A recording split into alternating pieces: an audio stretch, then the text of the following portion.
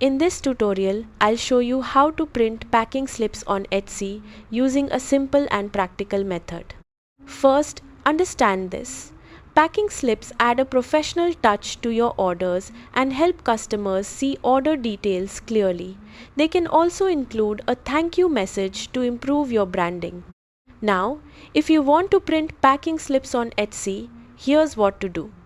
Start by logging into your Etsy account. Go to the Etsy website and sign in with your account.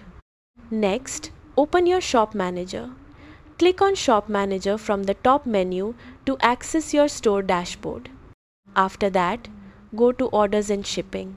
This is where all your orders are listed. Now, select the order you want to print the packing slip for. Open the order details. Then, click on More Actions. From the drop-down menu, choose Print Packing Slip.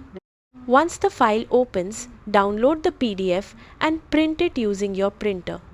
After printing, place the packing slip inside your package before shipping.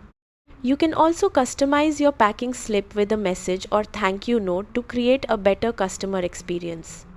That's it.